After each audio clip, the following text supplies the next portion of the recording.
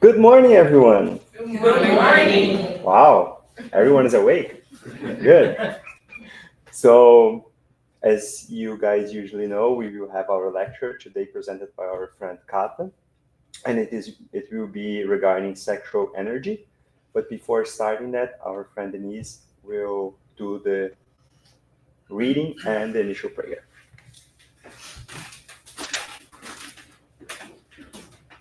Thank you, Patrick. Good morning, everyone. Good morning. So, the reading today is going to be from Happy Life from Divaldo Pereira Franco by the Spirit of Joana de Angelis. Do not give your mental space over to vulgar thoughts. Fill all of the breaches with ideas of edification, action for good, your own and others' happiness. It is in the mind that the plans of action are initiated. The empty mind creates unfortunate images which are embodied with great destructive power, consuming those who project them as well as the others. Struggle purposefully to keep those empty hours from filling up with mental garbage that will make you unhappy and vulgar. So, with that, let's close our eyes, take a deep breath, empty our minds, be here present, and connect ourselves with this beautiful energy that surrounds us. And with that, let's thank God for the opportunity of being here today, opened to learn a little bit more of Jesus' teachings. We ask God, then light our friend Katarina throughout this lecture today. Thank you, and so be it. Katarina? What? For random? Yeah. Patrick was Oh, I saw you select that one. Yeah. Right? It is Yeah. super. It is super connected. I don't need to talk anything. I can go. Yeah. You see? That's why I love coming to TSS. Good morning, everyone. What a subject for a Sunday morning, eh? Yeah, it's funny that the speech for today was open in the calendar for a few weeks and no speaker wanted to grab it. And then when I realized, I was like, okay. Then I knew why. Well, let's see this. Not intuitive thing again. No, this. This. Where do I point this? Other way. There you go. Where do I point Press it? up. It never works. I know. All right. Let's do the reverse today because it's a fun topic. What do you think we're going to talk about today?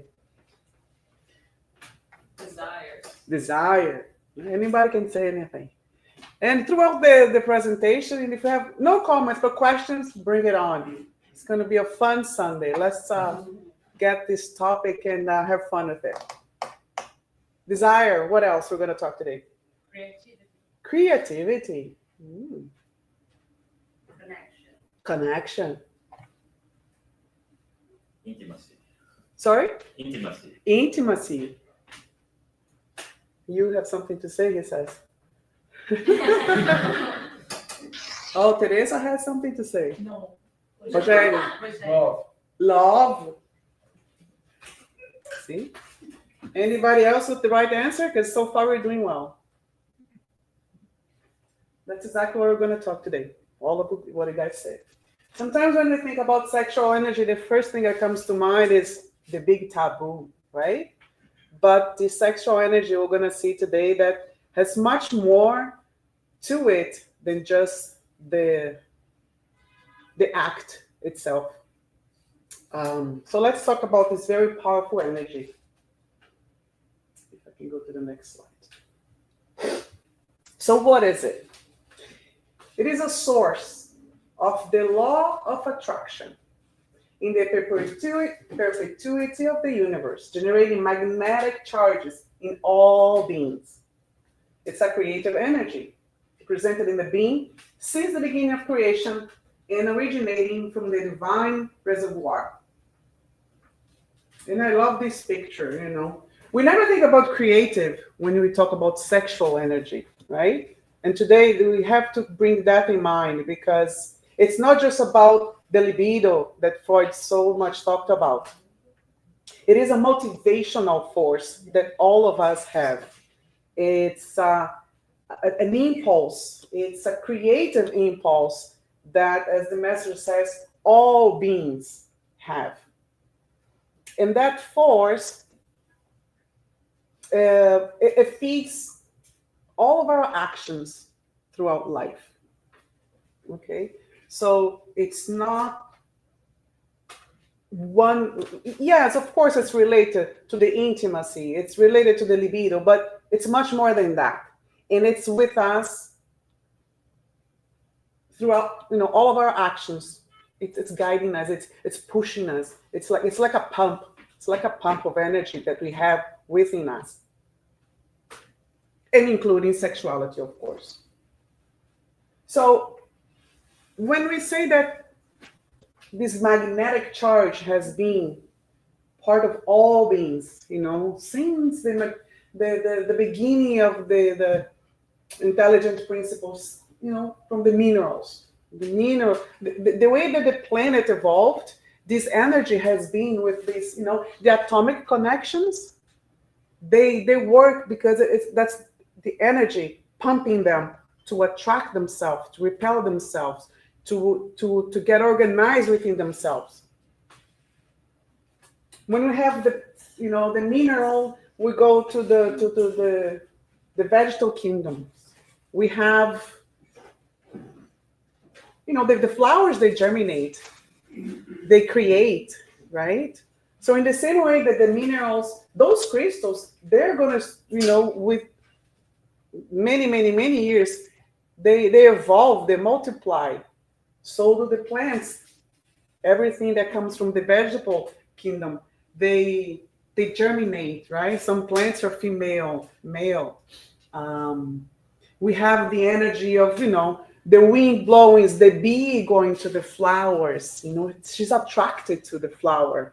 Why? So she can get the pollen and spread around. The wind will drop the leaves and the leaves will go to the ground to create a new plant. All of that is, you know, it's being touched by this force, this pump of energy, this motivational energy. And then we go to the animals, and then it becomes even more, you know, it's a simple here, atomic connection. Then we go developing these organic beings, and now we get to the animals, which it's even more intense. We have the instinct, right? They not only like a static organic being like a plant. Now we have animals that walk around, that run, that can chase each other, that can, you know, smell each other, hear each other. So this force is evolving in them with different aspects, right?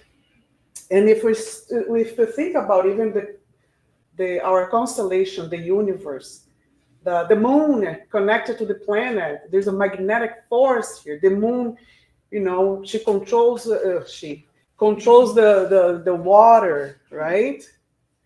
The water is on the planet. So this is this energy that we never stop to think about, and it comes from this sexual energy to promote the development of the planet, the solar systems, the whole universe, the stars, the way they interact with each other. There is a force, you know, pushing them to multiply, to making stars being created. That's this energy. So it starts here in the very tiny little atomic reference to a gigantic, you know, planets being created by it. So, you know, it's a creative, and but also has the power to create, to multiply, to to keep evolution moving.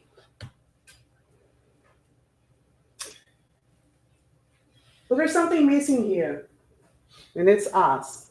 So imagine this energy from the atomic connections in the mineral, through the animal with the instinct, and then we have the man.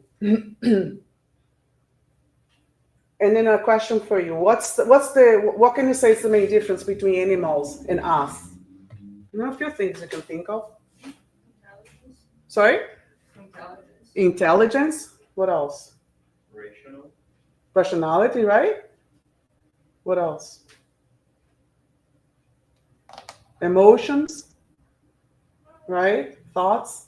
It's a psychism. Anything related to the psyche, we have that they don't. Right? Of course, we have the atoms, we have the instinct, but now we have emotions. Now we have thought.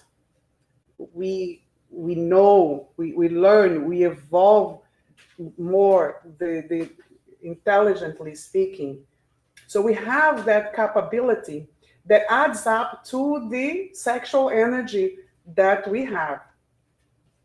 So not only the atoms move within us, not only we have the instinct within us, now we have these thoughts, the emotions, these feelings, and the mind.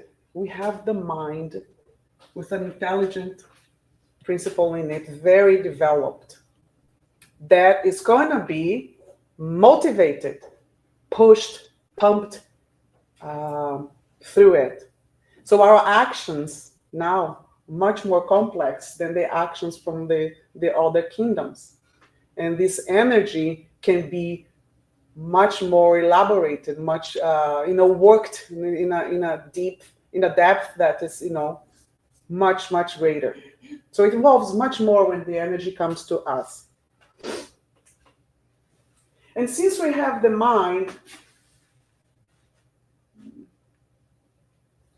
now we can talk about psychic energy. So when it comes to the human, we have this psychic energy. It's like our mind connecting to it as well now.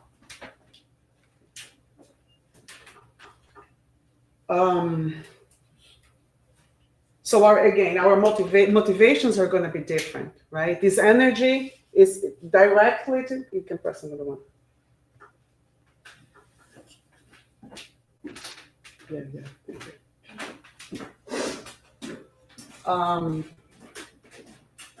So the sexual energy is one of the ways of psychic energy that psychic energy is used, moving the human being towards life.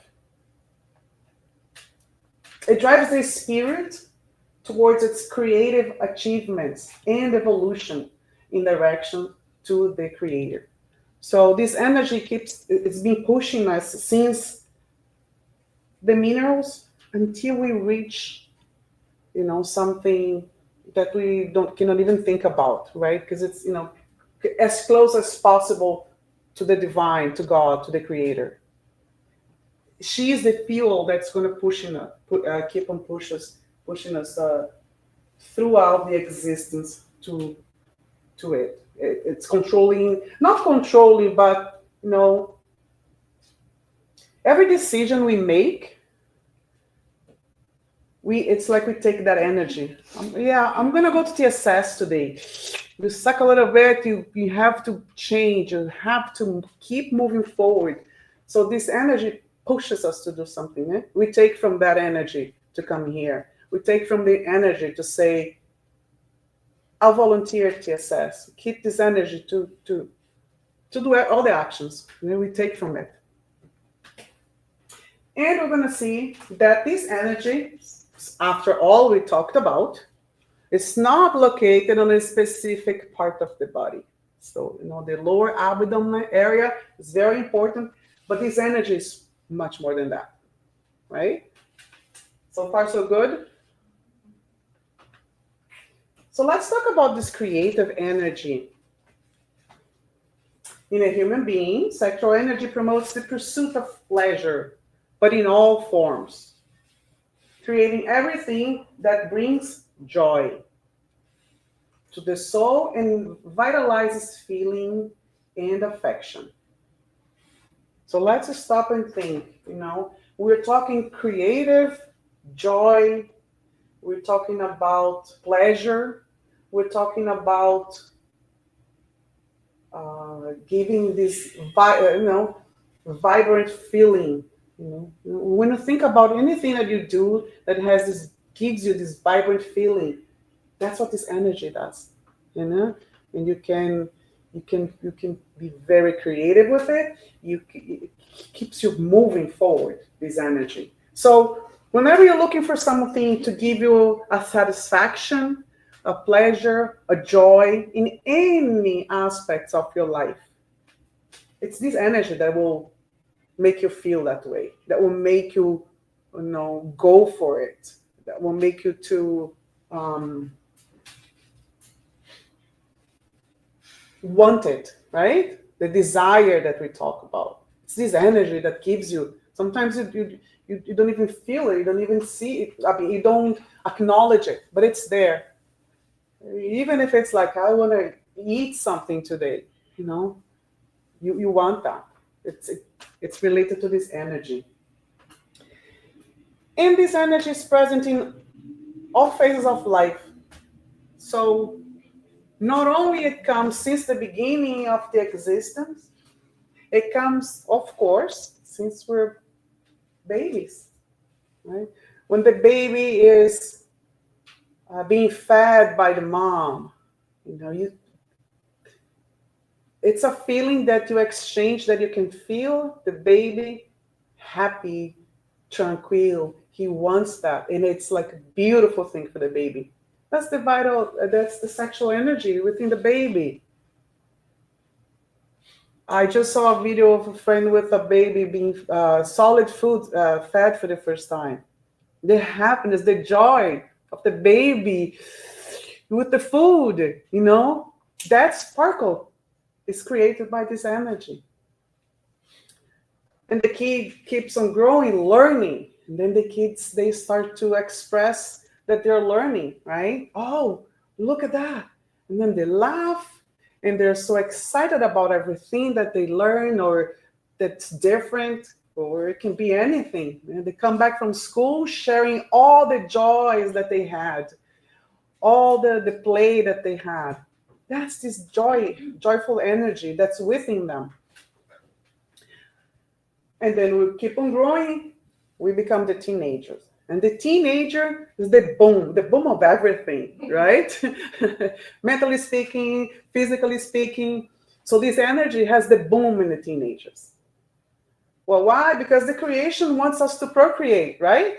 So we have this energy bursting when they're teenagers. And yes, then they're really connected to the physical, to the desire, wanting to express intimacy for the first time, second, third, and all the time, right? And then they become adults and have to work. They don't have time to just, have the physical pleasure anymore. So this energy is also becoming more potent because we're growing, our mind is developing, everything is developing, we're bigger, and we have to go and join the workforce. And this energy is going to be channeled to the work,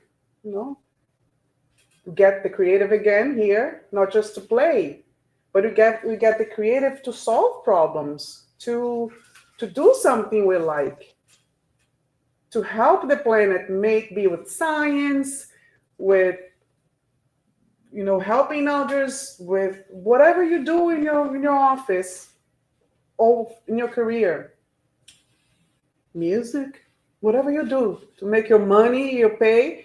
We use this energy too. So as an adult, this energy, starts to focus in those areas of life. And then we get older, the energy is also transforming, it's becoming more serene, the opposite of a teenager, right? But it's still there. I gave my mother-in-law, she loves puzzles. She spends the whole day, she wakes up and she excited to go to downstairs to play puzzle, whatever it is, reading, there is joy. We have the joy since we're babies until we die. And this joy is this energy that comes from the divine. The creator gave it this source of joy to keep us moving. So it is with us throughout the whole cycle of life. But how about when we discarnate? What do you think happens to this energy? The sexual energy? Sorry? It remains with us. Remains? It does. Because it's part of the spirit, right? So we have sexual energy on the other side. Yes, we do. But another question, when I was doing this presentation, so much cool stuff to talk about. I kind of felt it, It's like I was excited to come here. Do we have sexual organs when we discarnate? Well, that's a tricky question. And any answer is valid. What do you think? It depends on your mental state. I feel like as soon as we discarnate, yes, we do, because we're still so connected to the material. But if we are absolutely evolved, then you don't. Yeah, you can be really attached to it, but technically speaking, the sensuality, the sex, the act itself only happens when we're incarnated.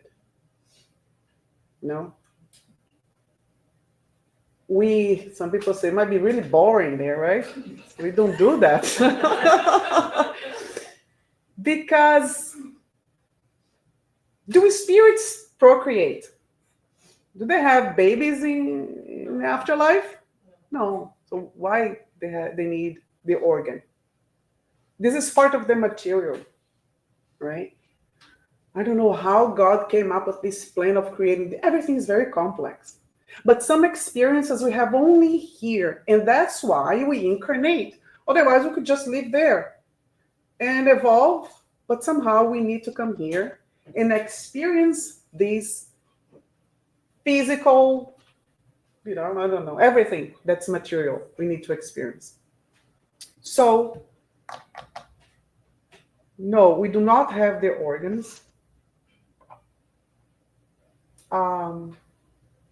I don't want to get into details, but we do think we can transform ourselves on the other side, right?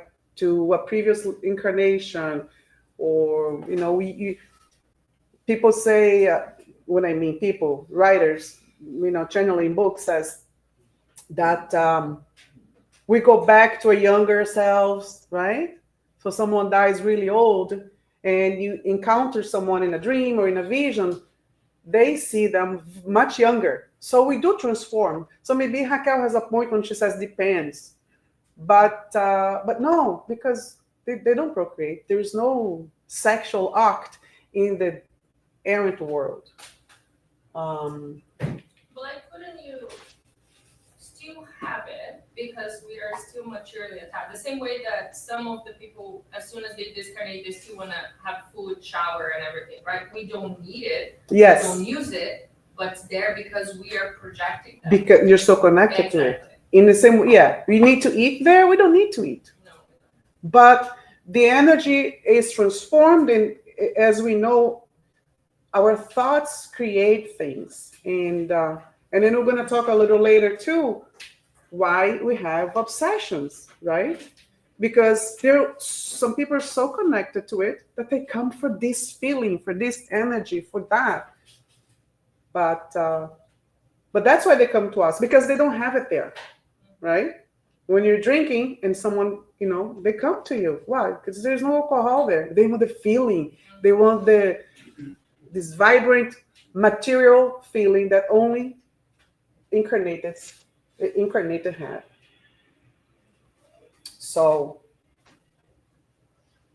the cognitive aspects, the thoughts, the feelings, emotions of sexuality take place in the dimension of the spirit. So they don't do it, but it comes from them. Yes, comes from the.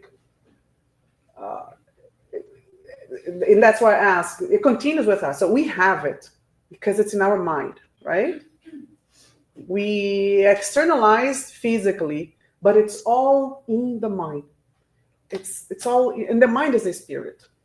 So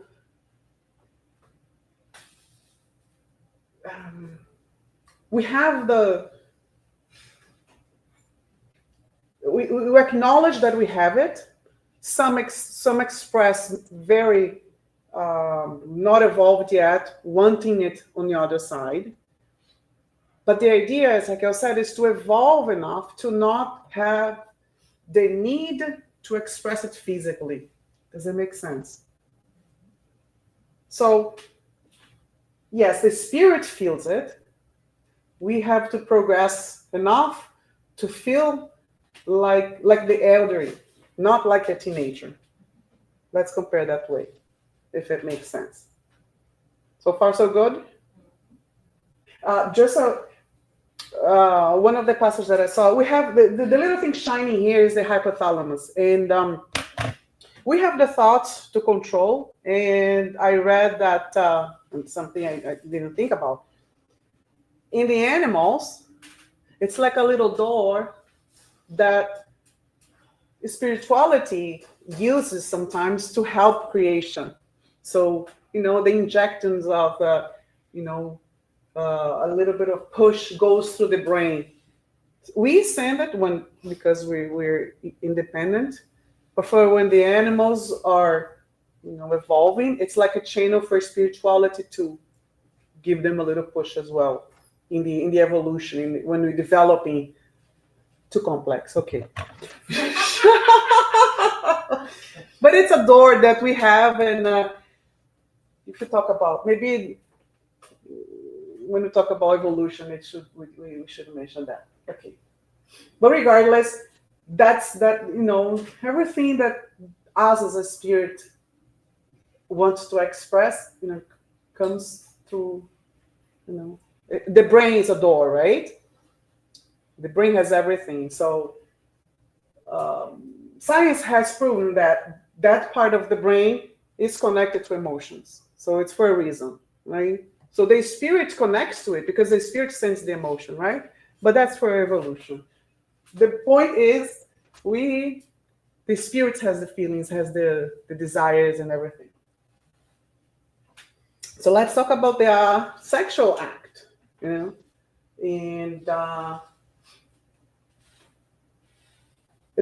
we have chakras, centers of force, lower abdominal area.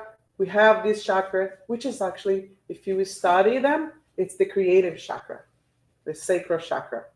It's related to creativity, reproduction, and the sexual act. So we do have the physical, as everybody was expecting us to talk about in this presentation. But what I want to talk about today is, what's the view of spiritists on the sexual act, right? We have this, in the beginning, society has always been very judgmental about it. It's a taboo, the woman had to get married as a virgin. Now it's the opposite, we can express the way we want, and there's freedom to do everything. From a spiritist point of view, the key is control. Control in a way that not forbidden. For example, when my mom was a teenager,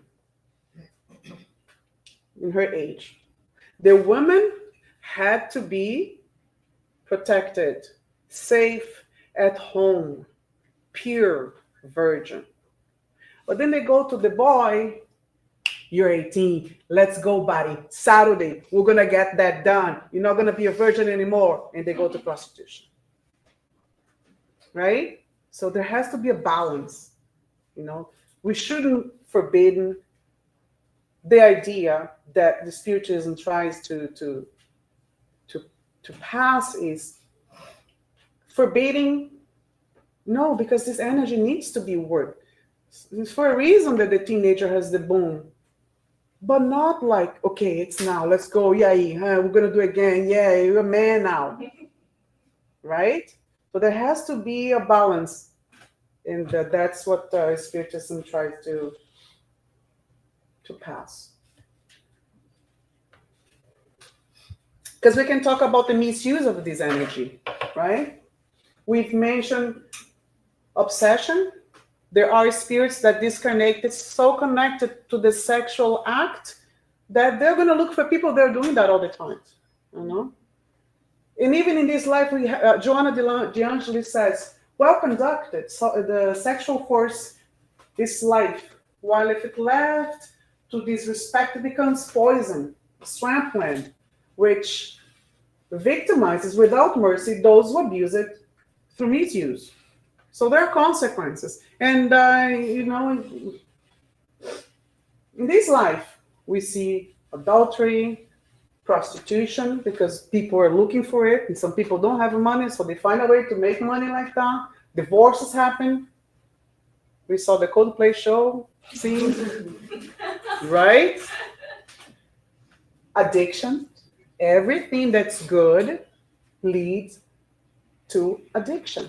So some people, you know, then it turns into a disease, yada, yada, yada, even worse.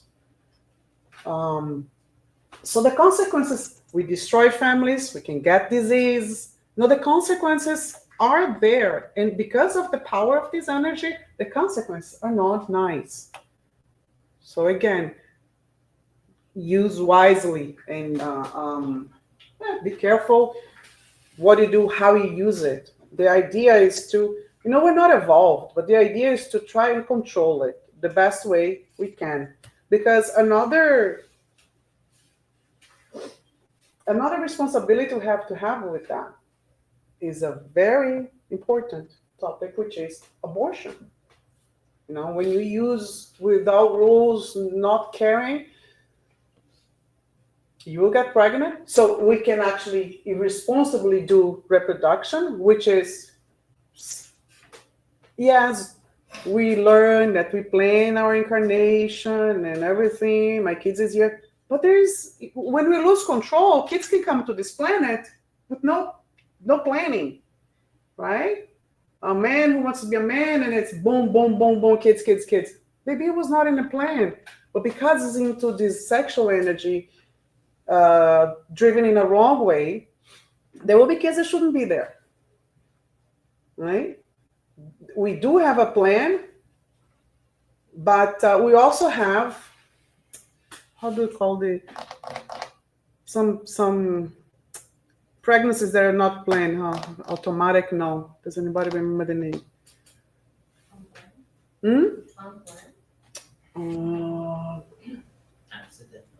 Sorry? Accidents, yeah. But there are, because some spirits that don't want to plan or didn't get to the level, they get, you know, into someone's, women can get pregnant without the planning, because if the couple is vibrating this energy, there's no plan for them to have kids, but they're there. And next thing you know, a random spirit next to it is there, ready, you know, maybe for incarnation. There's a name for that. Compulsory, yeah. Compulsory incarnation. So there is that too. Compulsory. I think it's compulsory, yes. Compulsory. Thanks, Denise. So it's irresponsible. So that can happen too, you know? So maybe you have a better plan in life, but you're so distracted by it, and you end up with the wrong person, you're going to get the pregnancy that was not planned for you. Let's put that way. That's an option too. So there is a responsibility that we have to think about. And again, no creature on the planet of reason will use it in relations with another creature without happy consequences or unhappy, constructive or destructive consequences, depending on the direction given to it. And so says Emmanuel. So, you know, the consequences. We are talking on a Wednesday study about the narrow door. Huh? To me, studying is like drugs, sex. It's so easy to go to that big door because it's flashing alcohol, drugs, sex, free prostitution here. And then there's the little door there. Yeah, come pray and bring your Bible. No one goes to that door, right? So it's much easier. It's like it's one of the temptations. That's why we're here, to prove that one day we'll become better and evolve. This planet's trial and expiation. So there's a lot of there. The door with the temptations and all the bad things that you can do is really wide in this planet, because we have a bigger number of not developed spirits in this planet than good spirits. So, the tendency is for us to go to that wide door full of everything that we don't want to. Well, how about the opposite? What do you guys think about celibacy?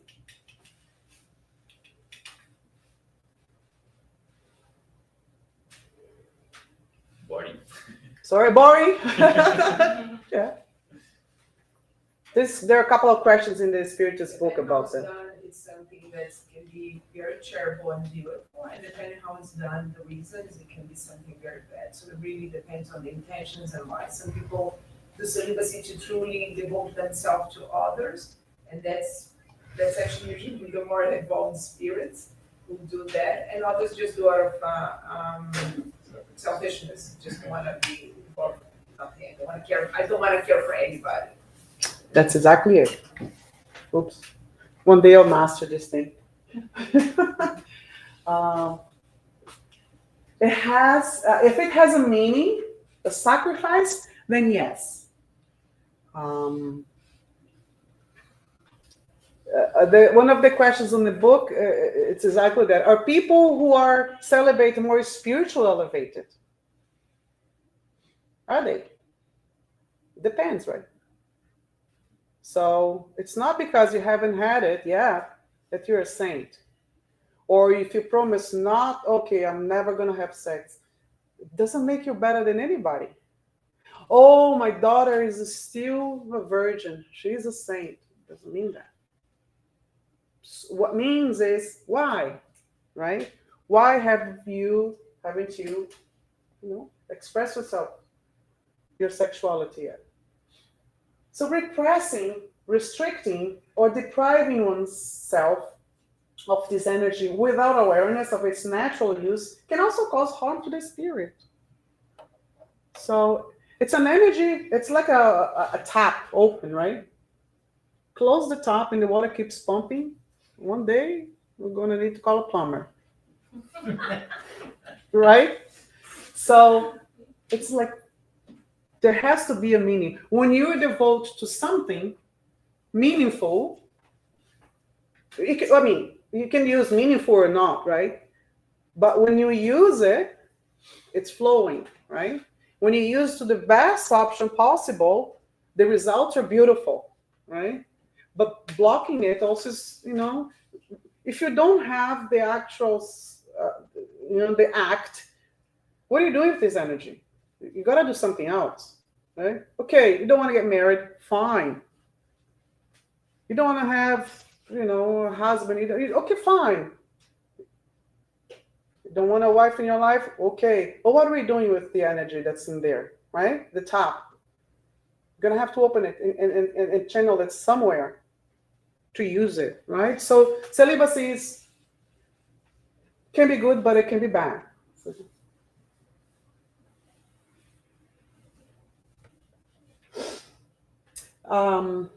Of course, I put a picture of Madre Teresa.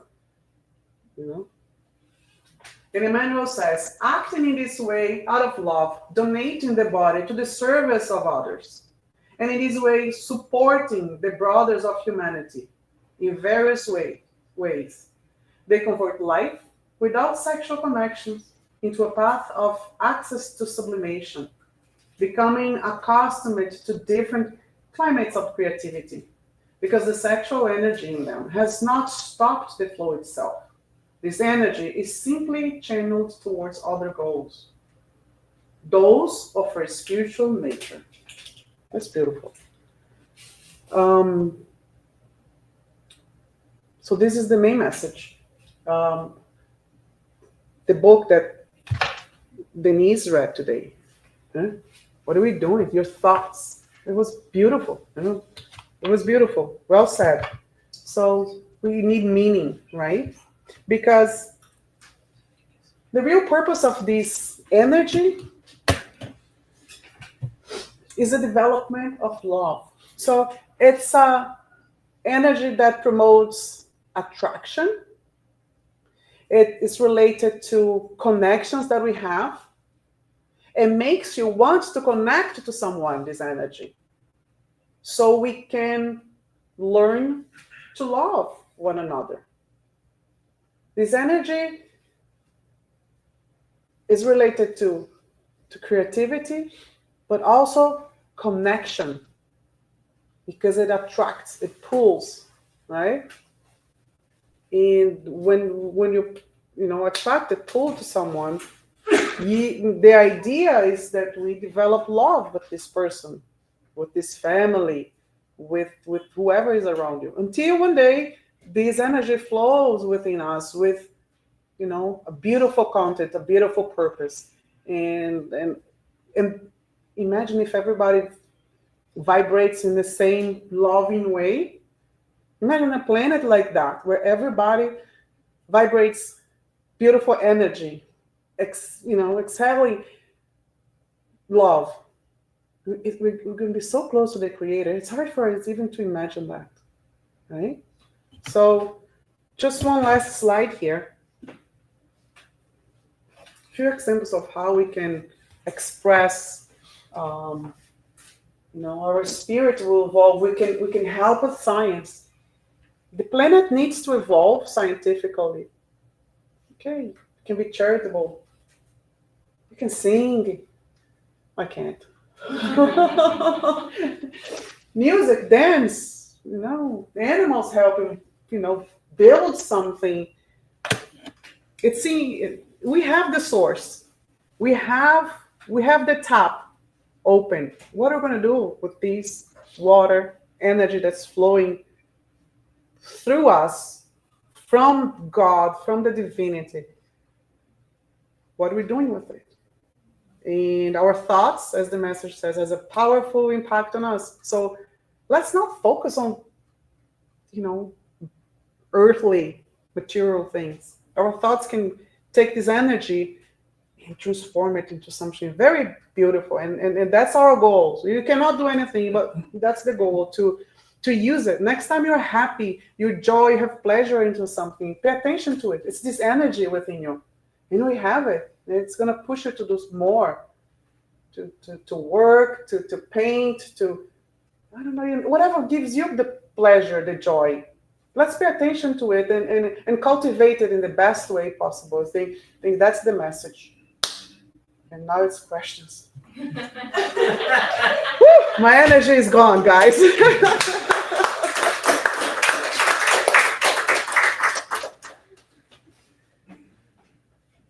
Comments or questions? You guys learned everything? No way. We're masters now. I'm really good. When you were doing the question, I was going to say creation, but someone had to say creativity, right? So I say intimacy, because the book that I'm reading. Yeah. I find interesting that it's a way of putting. You even mentioned there are other things that you said there in the arts that I'm connected to my life. The strongest chakra in the body is called Yin in Chinese. It's between the genital and the anus, and it's responsible for this energy that we're saying. So they say that it's the energy is so powerful that we can create another living being. Yeah. The sacral chakra, yes? I found that. It checks, right? Yeah. Yes, that's exactly it. So that, but how you direct through those acts, right? So I know there are many different paths people do to religion, to art, to this and that. Never was really clear for me like how you shape that. That is not a being, but in this case it's a work, right? It's a what? A word? It's a work. So I think that is through what I have been learning here, this I think, couple years that I'm coming. It's one of the meanings of spirit, right? Yes. Work. Work. Yeah. That's not the- Because work with ourselves, right?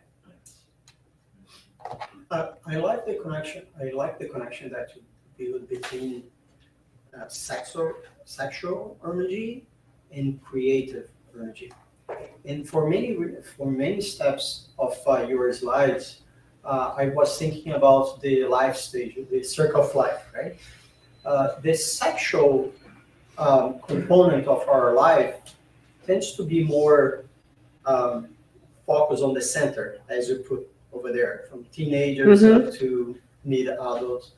But on every single stage, there is creativity, there is growth, right? So I think it's was beautiful said that we move this energy from creativity to sexuality to creativity, because it's the same energy. We, as adults, tend to call this sexual. But when we make sexual, or when we theoretically, we can participate on the creation of a new life. Yeah, right? like I said. So it's one energy actually is the other. So I thought was beautiful said by you. A couple of other points too. You put love beside it, because we don't make love with everybody we don't make sex with everybody that we love. Right? They not necessarily they are correlated, but you tend to love everything that you create, right? It's your baby, we call that. Right? So I think was very well put it in this sense.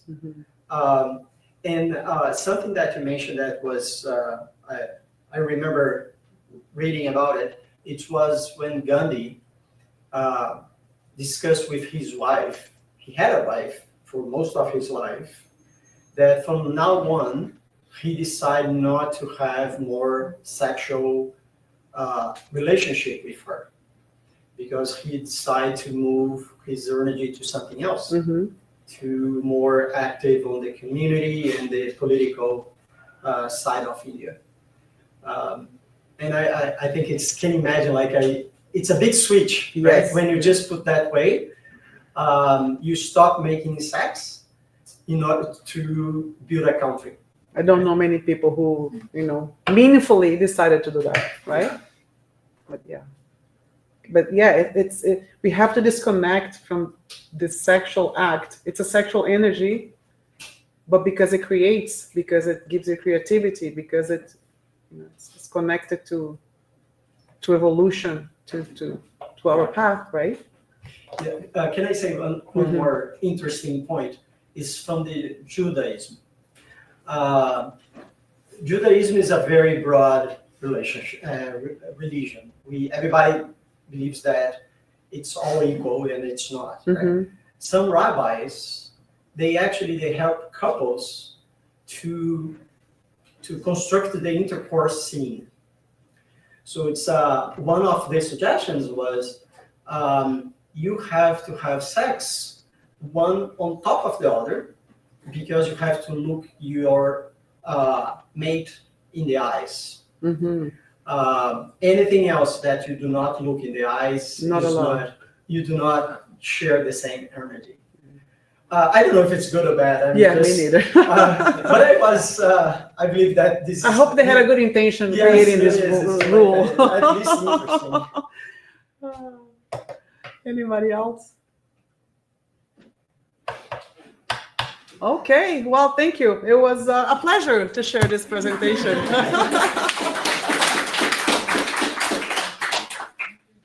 Thank you, Gata. I am very happy that it was your lecture, not mine.